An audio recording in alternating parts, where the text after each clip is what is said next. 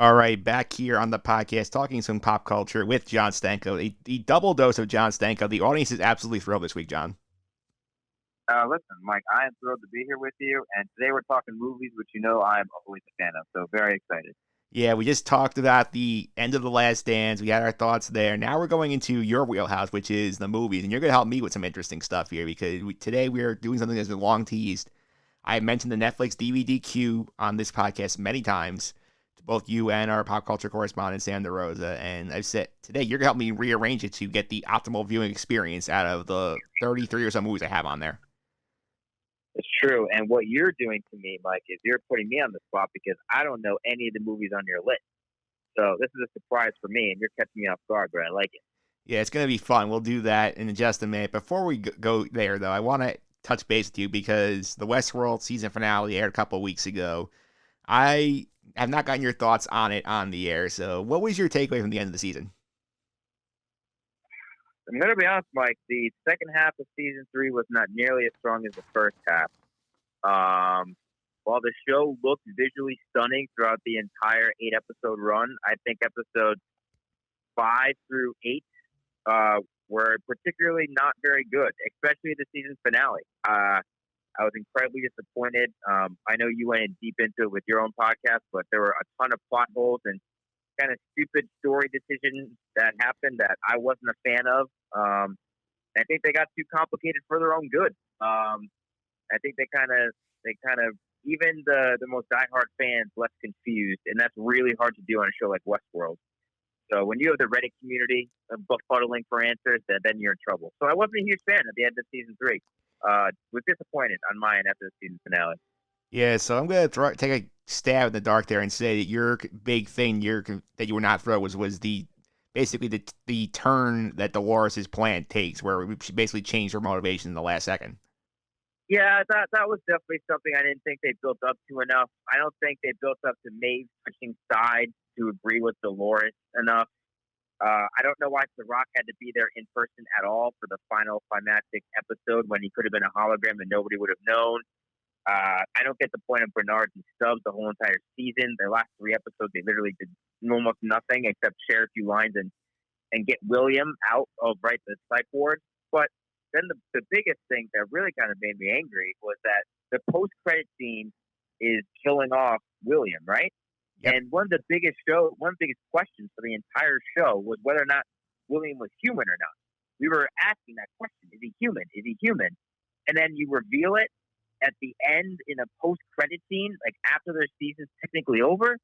That's not payoff. That's kind of cheaping out on your audience. I was really not a big fan of that decision either. Yeah, I feel like the post-credits things come very popular with the Marvel movies. So when they first did with Iron Man 1, which is in the Netflix queue, and today, but I feel like everybody now says, "Oh, I have to do a post-credit scene," and I feel like that does kind of do lazy storytelling there to a degree. Yeah, I mean, but the thing is with Marvel is that they're never answering a question that you were burning to ask. It was always revealing the next step, if you will. This one, they revealed the next step with Charlotte and where she's working at Delos, which she can just get a job there again. Great, fantastic. But they literally answered one of the biggest burning questions for 2 straight seasons in a span of 30 seconds. So I was really bummed by that, and I wasn't very happy with that. I was very disappointed. And I'll say that season 4, as of right now, is not going to be appointment viewing for me. I'll watch the episodes, but as of right now, it's not going to be Sunday night, Monday morning viewing. So it's back to your, Tuesday, Wednesday afternoon. If I'm at work and I have nothing going on, that's going to be when Westworld pops up for you. Yeah, basically, it's going to be when I'm done with work and I need something to work out to. I'll throw it on the TV or whatever while I'm eating dinner, but I'm not going to stay up late on a Sunday night and watch it. There are better shows now on Sunday night that are more appealing than Westworld. So that's what I'm going to do. I'm sorry. I like the show. I really liked the first half of the season, but then it just got too convoluted and took too many turns for its own good. Yeah, so we'll put the Westworld to the back burner. Now we'll have some fun. The activity today is my Netflix DVD queue, counting the ones to sing in my house since January, which I'm going to get to this week after I finish up this big project I'm working on. So once this is done, I'm going to watch that. I'm going to send it back. But I do have 33 more movies on the queue. What I'm going to do is I'm going to read them off. You are going to react to it, and we're sort of going to reorder the queue. so that like I have a more effective order to view these movies in. And when we're done, you are gonna have a couple of suggestions. You can just insert wherever you want in the list to help make enhance my viewing experience and broaden my horizons a little bit. Because you will see once it gets to a certain point here, you'll see where your influence starts to pop up on the list. Yeah, no, I'm excited. Again, 33 movies. I don't know any of them. So, all right, Mike, let's do this. What do you got on your list? I'm curious. All right, so in case you are curious, the one that is sitting at home right now and the Netflix DVD plan, basically what I have is I get one DVD at a time. I watch it, I can keep it as long as I want, and then I send it back. The movie that is sitting at home right now is Iron Man 1. Okay. You have not seen the original Iron. This is a rewatch, Iron Man 1. Okay. So you're watching Iron Man 1. Gotcha. Because Iron Man 1 is good. It's the one that started it all off, and it's objectively a very good movie. I thoroughly enjoyed the first Iron Man. Yeah, so to give you a frame of reference here, I think this is the point of the situation here where I think this is right before Avengers Endgame came out. I basically put a bunch of them in to try and rewatch some of them. Thor came early, so Thor is not on the list, but the next one up on the queue is Incredible Hulk. The Incredible Hulk with Edward Norton? Yes. Oh, okay. So here's the thing. I like that movie a lot more than most. A lot of people banished it from the Marvel movie universe, if you will. But I am actually a bigger fan than most of that movie. Yeah, so we will leave it number 1 where it is right now. We will see if your mind changes. Next up, Iron Man 2. Iron Man 2 is hot garbage, so that's going to be down at the bottom. Yeah, that one is very polarizing. Nothing else to add. It's not good. Yeah, very polarizing, very clunky way to introduce Black Widow into the cinematic universe. I can see the reason why you were going to drop this one. And the movie's about the suit. It's not about the character. It was weird to me when I saw it, and I haven't gone back to visit it because it left no big impact. Otherwise, it's like I didn't like it. Yep, so right now we are sticking with the original order here. We have Incredible Hulk 1, Iron Man 2 at 2. Next up, the last of the Phase 1 movies, Captain America, the First Avenger. All right, well, here's the thing. I didn't like the first Captain America very much. Wasn't a big fan. It was a little too hokey for me. I didn't love Red Skull. So that one's going to be low on the list, and probably people would like to think. Wasn't a big fan. Okay. Now I have one coming in here. I think they'll be interesting for you because you remember I've said that I'm about like a year and a half behind usually on my movie queues. Yeah, you are. A Quiet Place is next up. Oh, well, you got to see The Quiet Place before the sequel comes out later this year, whenever that is. I'm a huge fan of The Quiet Place, and that was one of my favorite movies the year it came out. I believe it was 2018. Big fan. Did that go to number 1 right now? Is that past Incredible Hulk? Yeah. I'm just listing them right now in the order you have them, but as of right now, yes, A Quiet Place would for sure be number 1 on this list, and it's not even close at the moment. Okay, so we'll keep going down. We'll discuss it all at the end. I'll let you list it out for me. Well, here we go. I'll start rescheduling as we go. But yeah, you keep going down your list. Number 5 on the list right now, Ready Player One. Okay, Ready Player One, Steven Spielberg, special effects bonanza, ton of pop culture references. So I think you're gonna like this one quite a bit.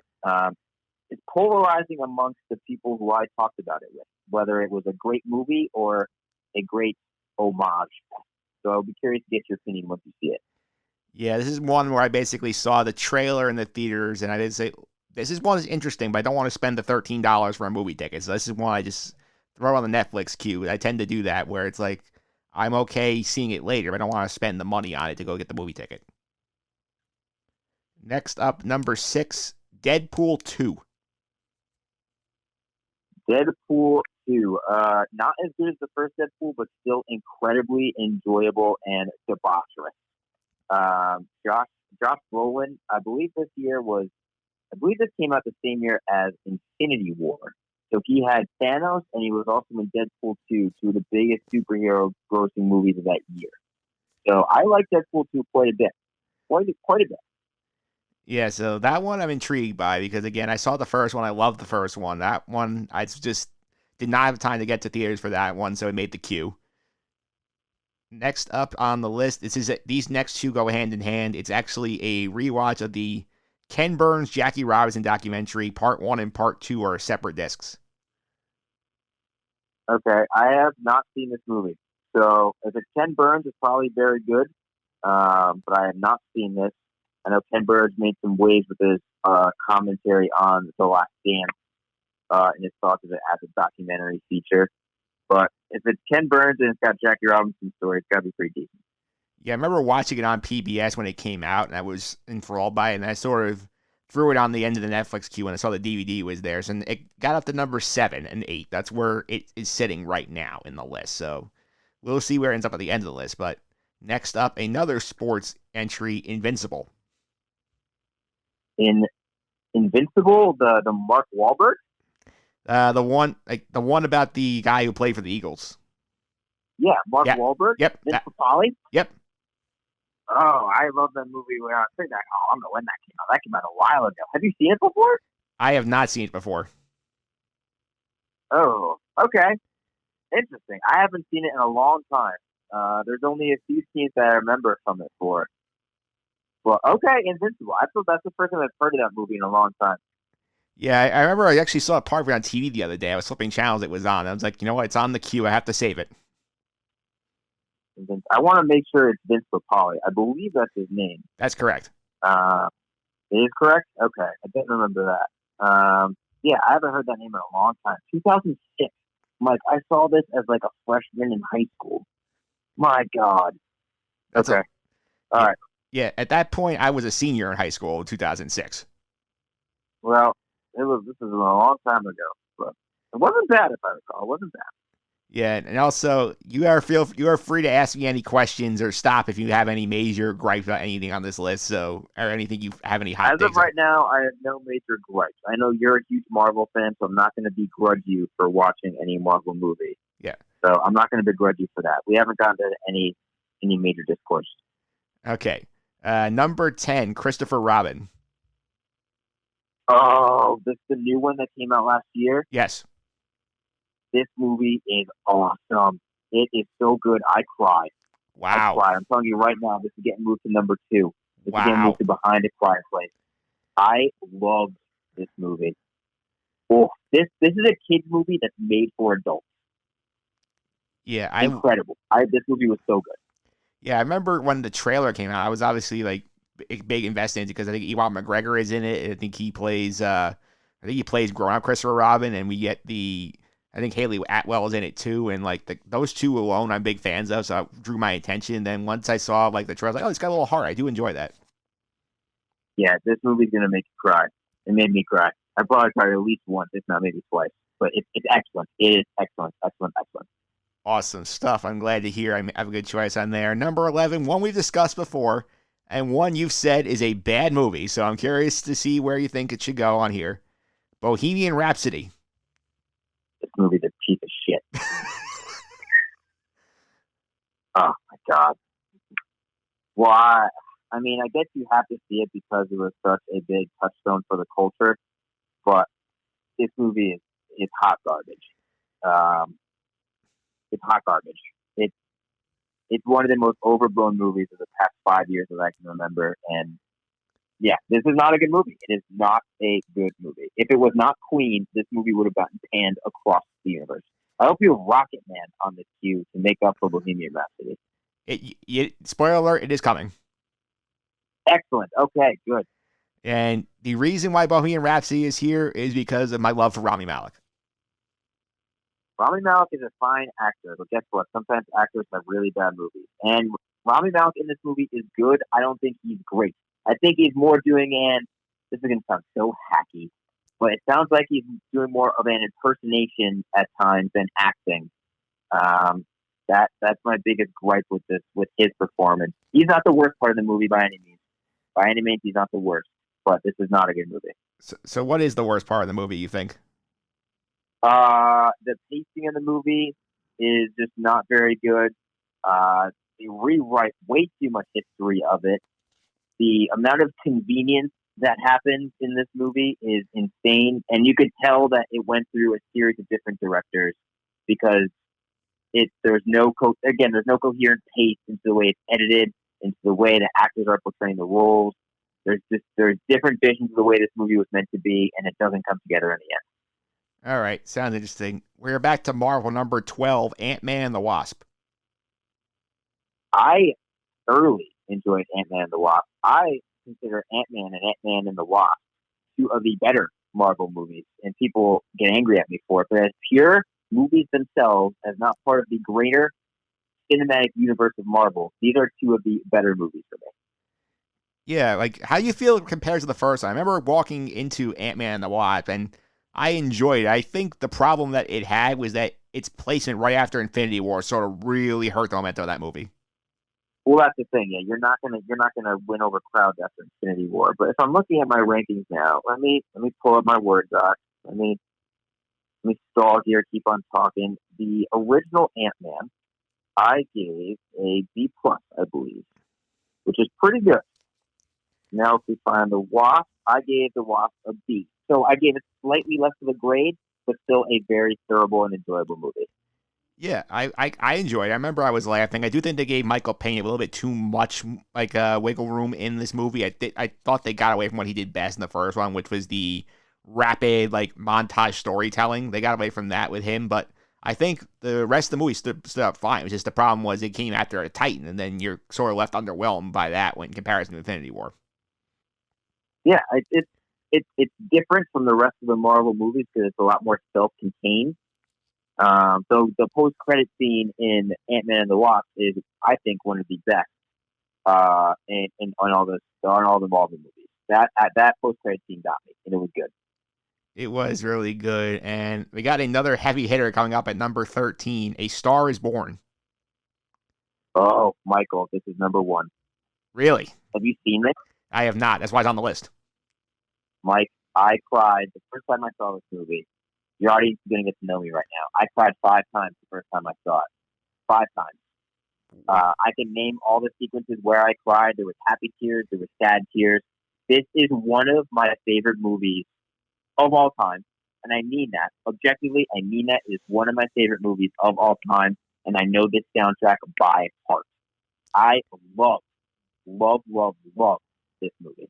I don't care if it was like cool to like it or if you were on the train for liking it. I genuinely think this is a great, well made, well acted movie, and I loved it. Every single minute of it. That's an awesome endorsement. I know that I remember when I first heard that they had Lady Gaga acting. Like, I'm not sure about this, and then I've heard really great things. Oh, Mike, if you should cry. I'm telling you, if you have emotions, you will cry. But I love this movie. It was excellent. I was a bubble. I was a puddle of tears when the first time I saw it in the theater. That's awesome stuff. Good to know. Number 14, one I feel like is to go the opposite end of the spectrum for you. That is Fantastic Beasts: The Crimes of Grindelwald. This movie is another piece of garbage. Oh, this is just taking a 180-degree turn. Fantastic Beasts, and this is the second one, right? Yes. This is the one with Johnny Depp. This movie stunk as well. Oh my god, this movie's worse than Bohemian Rhapsody, and I mean that. Really did not enjoy this movie. Yeah, I heard it got panned, which is why I didn't go see it in theaters. I saw the first one in the theaters. The first one I enjoyed, and then I get the sense that they were trying to make a new Harry Potter franchise of this, and this did not land. No, you should make a main character that people actually like. Because no offense, but nobody likes the main character. He's garbage. I'm forgetting his name. Newt Scamander. Sorry, I forgot his name. That's how boring and bland he is. Yeah, played by Eddie Redmayne. Yeah, a good actor, but this movie stinks. Yeah, not even the charisma of a cue ball as Albus Dumbledore can save this movie. Yeah, that's I'm guessing that's gonna be far down the bottom. I'm curious to see where that lands later. But next up, actually getting a DC movie for the first time in here, Aquaman. I liked Aquaman. I was impressed with Aquaman. Aquaman is it was the first time DC was kind of self-aware of itself. So I liked Aquaman very much. Jason Momoa was literally the perfect casting for the character. I liked Aquaman very much, more so than I thought. Yeah, that's what I heard too. Is that people have a lot of expectations for it after Justice League and some of the other garbage that they put out, and then this came out, and they're like, people are like, oh, Aquaman can be fun. That's the thing. Like if you just look at it as a movie itself, there are definitely some problems with it. Whether it be the plot, the acting, the writing. The writing is bad at times, but just as an experience of you coming out of it, you're gonna have a smile on your face because you're like, oh, I enjoyed my time. It wasn't perfect, but it did the job and it passed the 2 hours. So Aquaman is one of the better DC movies, especially of recent years. Yeah, and I think that's going to be interesting to see. Number 16, one more Marvel in the well here, Captain Marvel. Captain Marvel. Captain Marvel, I really liked when I first saw it. I have since tried to revisit it, and I have not been able to finish it because it's not as strong as the first time I remember seeing it. I don't know what was with me in the theater the first time I saw it, but I really enjoyed it. But it's a tough rewatch for me. Tough rewatch. Yeah, why do you think that is? I don't know. It maybe it was like just Brie Larson won me over the first time she saw it, like the first time her portraying the character, and it was enough. And she was enough to carry the movie and to make it good. I gave it a really good grade upon first day coming out in theaters, but I also think it doesn't help that in the like Infinity War and an Endgame, she's kind of just more of a bit character who comes in at big moments to save the day. It doesn't play a major part, so she's kind of inconsequential, if you will. And I definitely think that hurt it as well. Because I don't think they know what they're doing with the character yet, and I don't think that was as readily obvious the first time I watched the movie. I think they were confident in the movie they wanted to make, but I still don't think they know what they want from her in the future. Yeah, I think the problem with that character specifically is I feel like they sort of got blinded by what Black Panther did, and so said, "Oh, we're gonna make the women's version of Black Panther." It didn't quite land that way. Yeah, that's a good point. There's no way it made the cultural impact of Black Panther, though. Not even remotely close to that. I think that's what they were trying for. I think that's the problem they had. Yeah, yeah, agreed. And next up, we are stay in the Disney family here, and this is one of the live actions I have not seen yet. Live action Dumbo. I have not seen this either because I had zero interest to see it. I didn't like Dumbo, the animation movie. I'm not a huge fan of Tim Burton, so I really had no desire to see this movie. And I still haven't seen it. I know it's on Disney Plus. I know I should watch it one day, but it's not high up there in my own queue. Good to know. And one you asked about before, now we've hit it, Rocket Man. Yeah, I love Rocket Man. Taron Egerton in this movie was awesome. He got the Golden Globe nomination. This movie was really, really good. It's so much better than Bohemian Rhapsody in almost every single way, shape, and form. Maybe you don't know as many words to all of the songs, but I think you'll be surprised, even if you're not a huge Elton John fan. I like Rocket Man quite a bit, and I'll tell you, depending on what you have left on your queue, but this is going to be a top of your list, near the top of your list. Yeah, you see, we're starting to get to the point where your influence starts popping up on this list. Yeah, we'll see. I have a notepad up with all the movies that you've named. I'm shifting them around as you're saying the title, so we'll get there eventually. Yeah, we will. And number 19, the backstory behind this, I guarantee you've never heard of this because this is something that has been in the queue because it was a project in a film class for our master's degrees that I took that was originally on the list but got switched out because people could not access it readily. It's called When We Were Kings, a documentary about Muhammad Ali. When We Were Kings. Interesting. I don't think I've seen this. But if it's about Muhammad Ali, then it's going to be an interesting story for sure. Now let me see because when we were no, I have not seen this movie, so I do not know this movie. But it's Muhammad Ali, so it's going to be a good story. Yeah, I see it's a fight with him and George Foreman. The Rumble in the Jungle. Interesting, and it won an Oscar. So there we go. I will have to check this out. Yeah, I did. Yeah, I had no idea this existed until the class got taken. Then it was supposed to be like we were going to do a group viewing of it as a class, but since the thing was hybrid, he said, you know what, we'll cancel this one out. We'll swap in something else, and that's what basically happened to that. All right. Well, this one might be higher up than the Jackie Robinson, just because I don't know as much about Muhammad Ali as I do Jackie Robinson. So I'd be more curious to watch this movie than the Jackie Robinson doc. I'm intrigued as well. I can't wait to figure that out. Number 20, this is one we've discussed on the podcast. Never got around to seeing it last year because when it came out, it was like in the middle of like my busy season, right before I was still helping out with the Rockland Boulders. I was about to help out with my own athletics department. Blinded by the Light. I have not seen this either. The Bruce Springsteen movie. It is on my HBO Now queue, but I have not seen it either.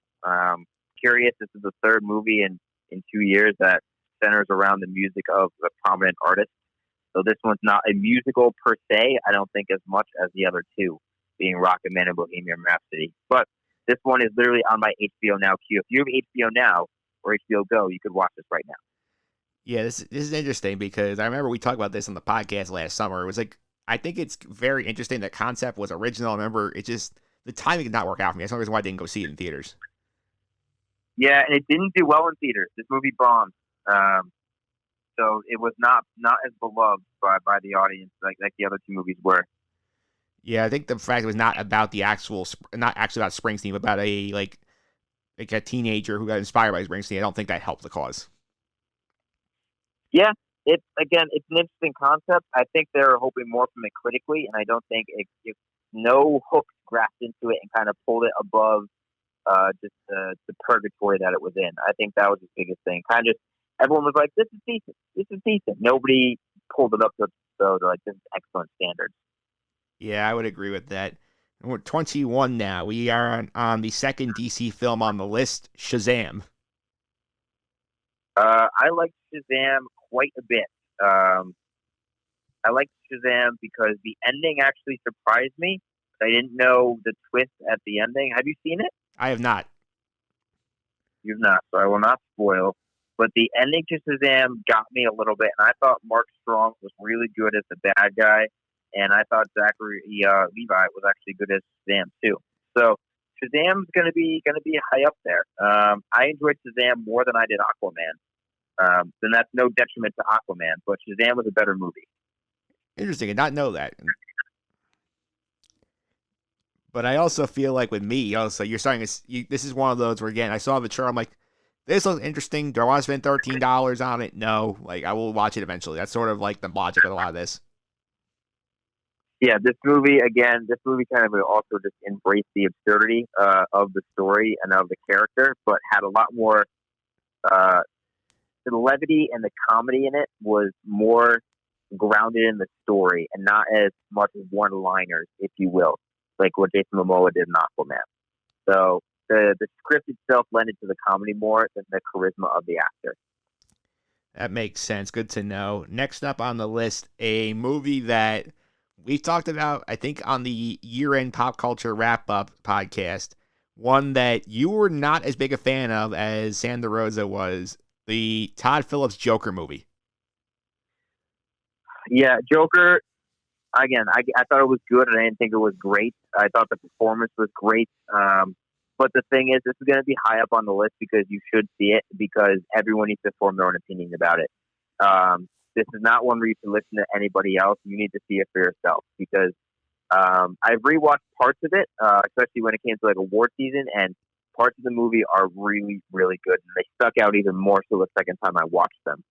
I still think there are problems with it as a movie as a whole, but it's going to be high up on the list because it deserves to have your own critical eye on it. Okay, that's going to be good. Now I think these next three, they're going to be touch and go here. So this might be where you look at me like, you might be asking this in just about a minute here. You might be going, particularly with 25, you might be going, what the hell's going on out here? Listen, you have Bohemian Rhapsody, Iron Man 2, and Fantastic Beasts 2. So if it's worse than that, then we're in trouble. All right, next up, number 23, Won't You Be My Neighbor? Won't You Be My Neighbor? Is this the Tom Cruise one or the documentary? I think it's the doc. I just can't remember. The doc. I've seen the doc. And the doc is excellent. I cried in the documentary, and I knew nothing about Mr. Rogers beforehand. So, Be My Neighbor. If I write this down. I remember this movie was not nominated for an Oscar, and people were balking at it. And I watched it myself, and it was actually one of the last movies I watched in my old apartment, my old house. And it was excellent. So this is going to be high up there because it's an awesome, awesome story, and the amount of testimonials they get about Mr. Rogers. I had no idea the cultural impact he had, and they really do shed a good light on it. That's good to know. Number 24, a Paul Rudd vehicle. The catcher was a spy.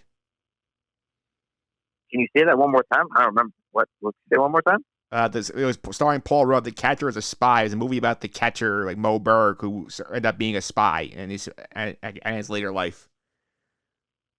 I know nothing about this movie. I know literally nothing. I have never heard of it. The Catcher and the Spy. Catcher was a spy. The Catcher was. See, I don't even know the title of the movie. That's how much I don't know about this movie. I don't know where to put this movie on your list. So this is going to get a question mark because I literally don't know anything about it. This came out in 2018, and I still don't know anything about it. Yeah, I'm not going to lie, that doesn't bode very well. Yeah, I don't think it did too well with the critics, if I remember correctly. It does not have a good Metascore. It does not have a good IMDb score. It's only 98 minutes, so even if it's bad, you'll be able to finish it. Yeah, so that helps. But, yeah, I don't know anything about this movie. Nothing. Yeah, all I know is Paul Rudd is the main character. It plays the main character.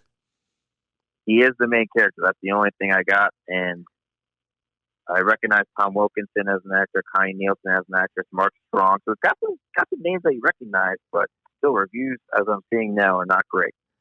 They are not great. And this next one, this might be the one that might be a contender for the bottom of the list here. Justice League. Okay, so here's the thing with Justice League.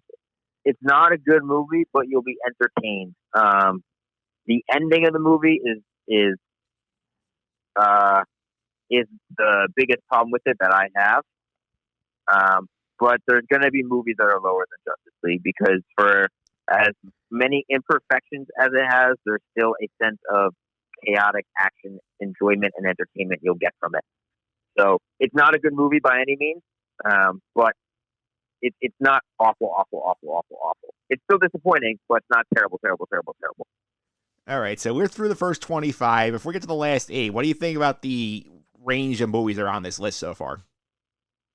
I mean, you have a wide range. You have some PBS sports doc with the Ken Burns, Jackie Robinson documentary. You got some critical darlings like A Star Is Born, Christopher Robin, Won't You Be My Neighbor. You got some really shitty blockbusters like Iron Man 2, Bohemian Rhapsody, and Fantastic Beasts 2. You've got a good. The one thing you're missing here, you don't like romance. You're not a big romance guy. No romantic comedies in your life. No horror movies. Absolutely no horror movies whatsoever. You can call A Quiet Place a horror movie, but yeah, I guess that's the only horror movie you have. You'll keep that in mind. Those are the only. Oh, sorry. Those are the only two. No, those are the only two genres that you're really kind of missing out here on. You got to throw some romantic comedies in your life, man. A Star Is Born's romantic, but let me tell you, it's not a comedy. Well, keep in mind, you also have a couple of picks you get to put in the queue at the end, so that's something. I do. I made some notes about some recent movies that I've seen or movies that I think would be good for your list, so I'm keeping that in mind. Yeah, so I forgot I actually do have 34 in the queue, so there is one more on the list that I got thrown on recently, so I will keep going here, though. Okay. This is the parts of the queue where I feel like you're going to be very excited about some of these. Number 26, one of your all-time favorites, John Wick. Oh my God, it's number one. John Wick 2 and 3 better be on your list. They have the next two. Good. We're going John Wick 2, and John Wick 3. Excellent. Thank you. You can count your next 3 weekends on me. Those are 1, 2, 3. My favorite action franchise of the past, I don't know when. I own all these movies. I know all the lines, especially to the first 2 movies. John Wick is awesome. It is awesome for anyone who loves action. These are 1, 2, 3 on the list. You gotta see John Wick. Gotta. Awesome stuff. Because like I said, like you started talking about it in like when you did this June. I'm like, okay, I think that's about when I put John Wick on the queue. I'm like, okay, I have to see these because Stanko loves them. You know what? I'm probably gonna fall asleep to it now because it's just so. I rewatch the Baba Yaga speech at least once a week, at least. I don't even know. You probably don't even know what that is, but you will know once it happens. And these movies are awesome. If you love action movies, these movies are the cream of the crop, especially of recent times. Yeah. Good to know. That's going to be 1, 2, and 3. Number 29, Apollo 11. Oh, this is a really wait. Is it? Yeah, this is the doc, right? Yeah, this is a really good documentary. It is insane. The archival footage and the story they tell with the archival footage. There's no interviews. This is just strictly archival footage that they get for this movie, and it is awesome. This is a better made documentary than Won't You Be My Neighbor because of what the director and everyone involved had to do to compile all this footage and to put it together to make a coherent movie. And this was not nominated for an Oscar, and it would have won an Oscar this year, in my opinion. It should have, from all the documentaries that I saw. Apollo 11 is awesome. It's a crowning achievement in documentary filmmaking. Yeah, as you can see. Honestly, this movie made me not want to do a voiceover for my own personal documentary for my grad school thesis, which you know about. Yes. This movie made me be like, nope, I don't want any voiceover. I'll throw in interviews, but I'm not going to have anything like cutting between scenes. I want that natural flow. And this movie really convinced me of that. It's good to know. I mean, like as you know, like I'm working on one. It's going to be out by the time this podcast comes out, but like I chose to have the narrator just because like my story, the way it was, sort of needed that connective tissue to sort of bridge because I'm covering a wide period of history there. So it's kind of hard to just do it on just interviews. No, I got you. Yours is a lot more wide breadth than mine. Mine's a very community-centered kind of story. But yeah, Apollo 11, you will appreciate the effort that went into making this, for sure. All right, final 5 coming up here. Number 30, Yesterday. Yesterday, a fourth kind of musical journey movie you have on this. I was very disappointed by Yesterday. Oh, no. I love the Beatles. I was very disappointed by this movie. I'm not going to say anything more than that. I want you to develop your own opinion. People I've talked to said I looked at it with too critical of an eye. And I may have, but that's the way I look at movies. But I was disappointed in Yesterday. Okay, that's that one. 31, A Beautiful Day in the Neighborhood. That's the Tom Hanks, Mr. Rogers story. So I have not seen this yet either. But it's high up on my queue to find a way to watch it. But I mean, I've heard Tom Hanks is great. I heard the movie is very good. Just naturally like a good movie. I heard what people talk about it. I compared it to The Post, another Tom Hanks Meryl Streep movie. It was just good. It's going to get some award attention. Everything about it is just good, and you're going to walk out going, "This is just a good quality movie." That's awesome to know. And the last 3 heavy hitters. I'm curious to see where they land on the list. Number 32, Knives Out. Ooh, Knives Out is going to be very, very high because that's probably one of the most fun I had in the movie theater last year. Knives Out is going to be in your top 10 without a doubt. Put it that way. I'm not surprised. Next one, another award winner, a candidate this year, 1917. 1917 is the most beautiful movie I've seen in recent memory. The cinematography on this movie, I mean, I was aroused in the movie theater. I saw it twice in the movie theater just to see the cinematography. I brought my dad to see it the second time I saw it. So I was like, you have to see this movie. I was gawking at the color schemes that Roger Deakins used in certain sequences and the one takes. This was the most beautifully made movie, just from strictly a visual standpoint last year. It was not the best movie. It should not have won at the Oscars, which I'm glad it didn't, but it got the recognition that it deserved because it's still a crowning achievement. All right, and last but not least, our Oscar winner for Best Picture, Parasite. Oh, right. Parasite's going above John Wick because Parasite is the most recent addition to my favorite movies of all time. This movie is literally perfect. I've rewatched it for 3 or 4 times. I've watched it with 2 different people, and they've come out going, "Oh my God, that movie! No idea what was happening." My favorite thing is my buddy Mike Ritz was watching it, and he loves to text me when he's watching new movies that he's known I've seen, and I had 45 unread text messages because I stepped away for 20 minutes of him at the end of this movie going, "What's happening? Oh my God!" This movie kicks ass. It is awesome, awesome, awesome. Is when I freaked out when this won Best Picture, as you know. So Parasite is incredible. Yes. It's just incredible. Yeah, so that's the complete DVD queue right now. So what are your thoughts on now that you got the entire picture? So now that I've got the entire picture, you definitely need some romantic comedy in your life. You need to throw in some romance, throw in some comedy, throw in some levity. You have a lot of serious topics here. You got to be able to laugh a little bit. You don't have any oldies. You are not a fan of the old movies. You got to throw in some ancient epics or some movies from the 60s, 70s beforehand. Get a little bit of movie culture in your life. You got to throw in maybe a black and white. And then you got to throw in a horror. I don't know if you're a fan of horror. I understand horror is not for everybody. So before I put my 3 movies on the list that you should watch, I will avoid horror if you don't like horror because I understand it's not for everybody. Yeah, I'm not I tend not to be a horror guy. It's usually my a genre I tend to avoid. Like A Quiet Place by the First, I venture in that direction. All right, so I will not recommend a horror movie.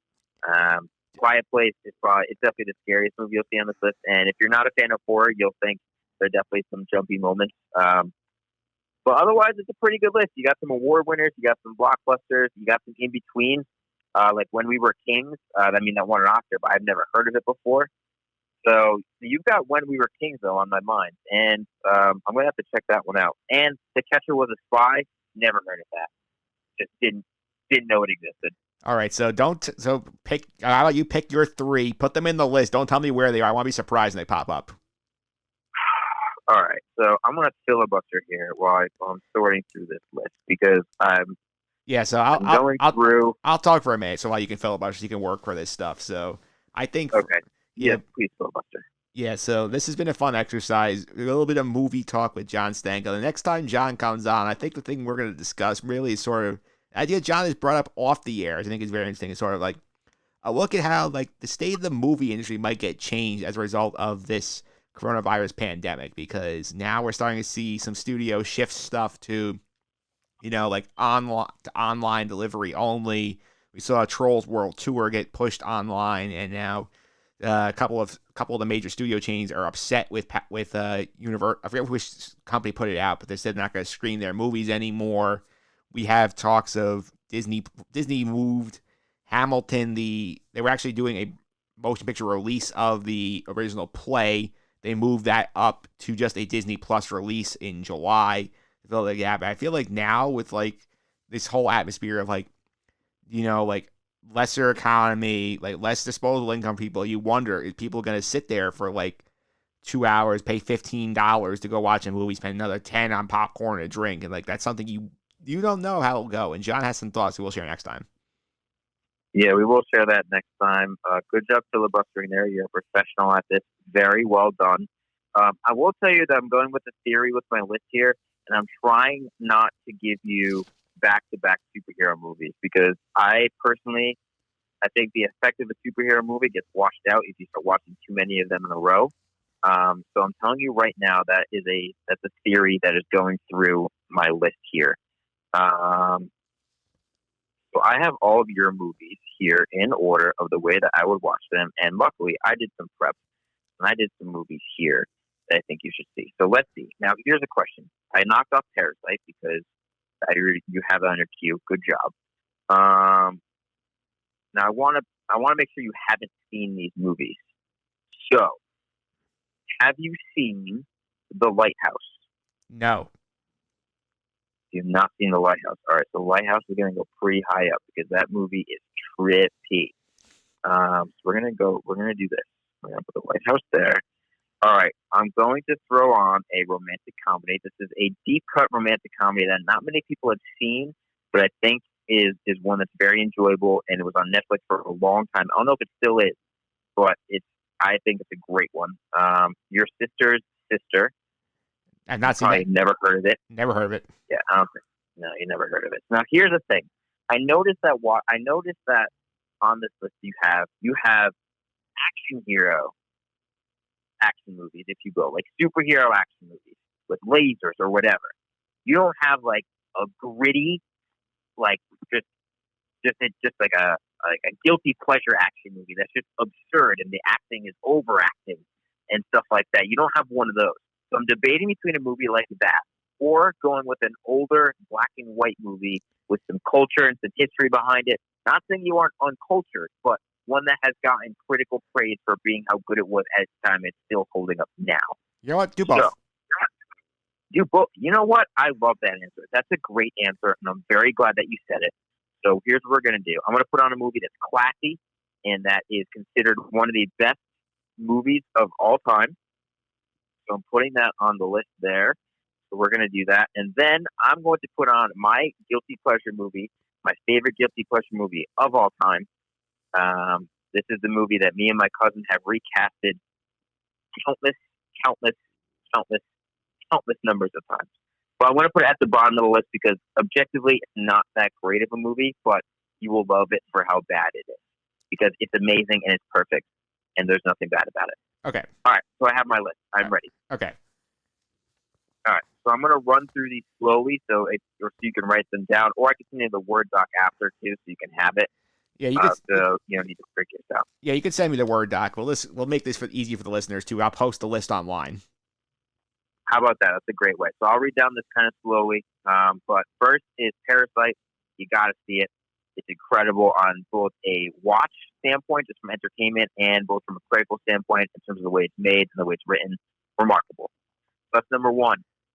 We got John Wick 2, John Wick 3, or 2 through 4, just because it's my favorite action series of all time. Those are the only kind of pure action movies you have on this list besides those are only like the 3 action movies you have on the list that are superhero related. And you gotta see those. Star is Born's number 5. I want a picture of your tears after you've seen this movie. I need proof. We're going A Quiet Place at 6. So it's so unique a horror movie, and you have to watch it with. You can't be at any food because it needs to be really quiet, and you have all the lights off. You need to. So basically, 11 o'clock. Out, 11 o'clock at night for that one, basically. Yes, basically. Knives Out is after A Quiet Place because Ryan Johnson, again, a really well-written movie. It will go from well-written to really well-made. 1917 is after Knives Out. So after 1917, though, you might be feeling a little dour after a war movie. They might need some uplifting spirits.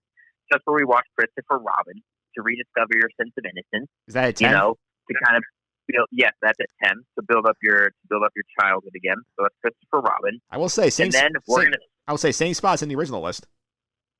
Well, there we go. So perfect timing. But then, Mike, we're going to strip away your innocence again, and we're going to confuse the hell out of you because I'm throwing The Lighthouse in at number 11. Because right now we're in a quarantine, we're isolated, and this is one of the weirdest, most well-acted, craziest isolation movies I've ever seen. It is bonkers, crazy. This movie stars William Dafoe and Robert Pattinson, and you watching it, you will be so confused, but it's going to stick with you when it's over. There are still visages from this movie that either haunt or put enjoyment in my dreams, and I don't know which way it is because I'm still confused about the movie, but it's in the best way possible. So that's number 11. Then we're going to make you happy again. We'll throw on Rocket Man because Taron Egerton in this movie is just happy-go-lucky, sing some songs, be happy. You'll be inspired, and you'll continue to be inspired when you watch Apollo 11. America, right? We'll tell you the inspiring story of Elton John across the pond. We'll bring it back to America with a really well-made documentary. But then we're going to go into the depravity of America, the chaos with Joker. I think Joker is higher up on this list than probably you might thought it might have been, but it's a movie, again, you need to make your own opinion on, and if you're going to take away all morality and all sense of happiness from Apollo 11, then Joker's the movie to do it. I'm sending you on an emotional roller coaster, Mike. I really am. It's going to be sending you on an emotional roller coaster. There's ups and downs for me on this ride. Yeah. So after Joker, we have Won't You Be My Neighbor, the documentary, again, to relift your spirits after Joker, to show you there's happiness in the world and that there are good people. Because guess what? Spoiler alert, the Joker's not a good guy. after Won't You Be My Neighbor, we'll get to Deadpool 2. So Won't You Be My Neighbor is G-rated, lovely for everybody. Deadpool 2 is R-rated, not for everybody. So that's a segue there. After Deadpool 2, we go from the unclassiest and most depraved superheroes to a classy, a black and white Orson Welles classic, The Third Man. This is my culture pick for you. This is my cinema history pick. This has one of the best character reveals of all time, if not number one. It is masterfully done in this movie, and it comes at the perfect time. So The Third Man comes after Deadpool 2 on your queue. And that one, I don't know if you've heard of it before, but it is excellent. I have not heard of it before, so I'm excited to see where this goes. It's very good. I will admit it's a little bit of a longer movie, so plan your day out for it, but it's very, very good. So after The Third Man, we have When We Were Kings, that Muhammad Ali documentary. That's high up there because I don't know much about it, but it sounds like a great story. So I put that up in the top half of the list. We're just going to go on a series of happy movies here. We're going to go Shazam. It's just a happy action hero movie. A lot of happiness there, a lot of laughs. A Beautiful Day in the Neighborhood, again centering around the happiness of Mr. Rogers. I do think there are some darker themes in that movie, but I haven't seen it to be sure. But that's what I'm putting that literally like right in the middle of the pack because it's just again it's gonna be a good quality movie. So we got Shazam, A Beautiful Day in the Neighborhood. Then we go Aquaman. Get to some quippy one-liners. Then after that, we're gonna throw you into the culture of Ready Player One. I think you are going to love Ready Player One more than most. If I had to guess, I think you're going to love it. I think you're going to be upset that it's this far down low in the queue. So for that, I apologize. Hey, I trust your judgment here. Thank you. I believe is this the first Marvel movie that I have on the list? I have The Incredible Hulk. Which, I mean, to your viewers, is probably blasphemy. Like, they're probably shutting this off right now, and I apologize. But I like this movie more than most. So, The Incredible Hulk is the first Marvel movie I have on your queue. You know, then I'm going in. What?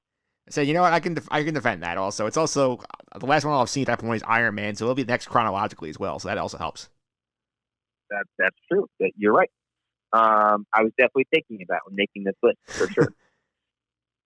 Next we got Invincible with Mark Wahlberg and Papali. Hopefully by this time maybe we have some football to be watching. I don't know how long it takes you to go through movies, but that's what I would put next. That'll be followed up by Ant-Man and the Wasp. After Invincible, then we're going to go back to inspiring human story with Blinded by the Light. And we'll follow that up with Captain America, the First Avenger. Again, people love this movie for Captain America. I really just didn't like this movie too much. Even though it's Tommy Lee Jones and it kind of sparks off the true hero of the Marvel Universe. I wasn't a big fan of the first movie. I just didn't think it was that great. All right, so after Captain America, First Avenger, though, this is where we're going to go back-to-back with the Ken Burns, Jackie Robinson documentary. At first, I had a movie splitting this up, but I feel like once you watch the first one, you're going to immediately want to watch the second one. So I won't torture you with that. I'll put these back to back. Appreciate it. Next up after this is my romantic comedy, Your Sister's Sister. You got to add some levity, got to add some happiness into your life. This movie's not always happy, but I think it's really subtle in its comedy, and I enjoyed it really much. I was blown away the first time I saw it. Wasn't expecting much and came away very happy. So that's Your Sister's Sister. Then we have Captain Marvel after that, followed by Dumbo, which I have not seen, but it's a Disney live action, so I probably should eventually watch it because Disney runs the world. But I'm just not that inspired by it. After it, I had Yesterday. So that is the last. No, I lied. It's the second to last of the music movies. Let's be real, second to last because there's a reason there's one later after it. Now, after Yesterday, this is my guilty pleasure, Mike. This is my movie where you're going to be watching. You're going to be going, what is this lovable, terrible, amazing piece of garbage that I have on my screen right now. This movie is called Highlander. Have you seen it? No. Have you heard of it? No. Okay. Well, Mike, there can be only one, and that one is Highlander. This movie rocks. It is it's my ultimate guilty pleasure movie. I rewatched it and did a big ass blog on it the other day. Love Highlander. Love it, love it, love it, love it. So after Highlander is the movie I know nothing about. The Catcher was a spy. Don't know anything about that movie. Just don't. Have no idea. And then so after The Catcher was Spy, I have Justice League. Then I have Iron Man 2. Then I have Bohemian Rhapsody. And wrapping up, last and certainly least, is Fantastic Beasts 2, The Crimes of Grindelwald. Ouch. I mean, I'm telling you, like, the last 3 in this list were cemented right away. Like, Iron Man 2, Bohemian Rhapsody, and Fantastic Beasts 2, they were separated from the rest because they are terrible. Like, just, it's nothing. I have no desire to rewatch them ever again. Yeah, well, that was very helpful, John. I do appreciate you spending almost an hour breaking down my movie preferences here and helping me find the right order to view this in, and also adding some new stuff. That's going to be very interesting for me as I go through these next couple of months in quarantine. Yeah, I mean, I'm glad that most of the movies are new for you that you're not rewatching. In fact, I think most of them are, except for the Marvel movies, you're probably rewatching. But yeah, no, listen, watching new movies is the way to go. I've seen plenty of them in quarantine. My movie list has grown. So. This is there's no better time to be watching movies than right now. Yeah, indeed. And speaking of like TV, like we'll go back to TV for 1 second. So like I know every week I have somebody on here, I ask them what's some shows they're watching. I know you've been covering I think one of the Bachelor spinoffs on your blog, Stanko Stans. Want to talk about that? Some stuff you're watching? Listen to your heart, baby. Listen to your heart. This TV show should have been hot garbage.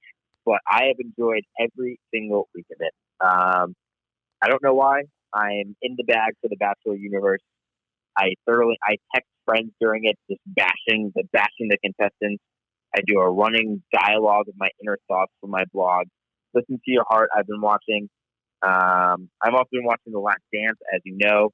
But I will say, I have been DVRing The Last Dance on Sundays to watch a different TV show by the name of Killing Eve on Sundays. Have you heard of Killing Eve? I have. Killing Eve is excellent. Have you watched Killing Eve? I have not yet.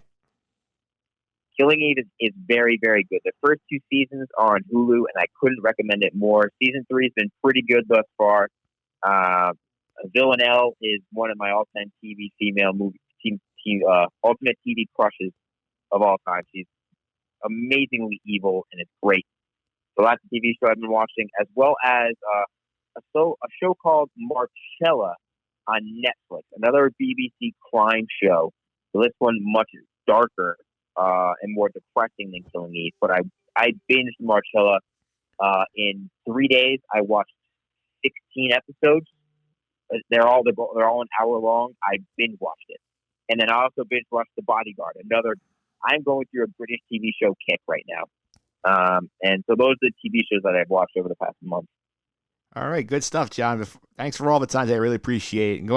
Giving people all the Stanko they could possibly want for a very long time and more. But before I let you go, I want people to know how to follow you on social media and keep up with Stanko Stance. Yeah, I have the blog, stankostance.wordpress.com. Feel free to go and give it a click. Eventually see my reviews and my reactions. Also follow me on Twitter, jstanko99, on Instagram, Twitter, all social media platforms. Mike, I finally caved. I made a TikTok.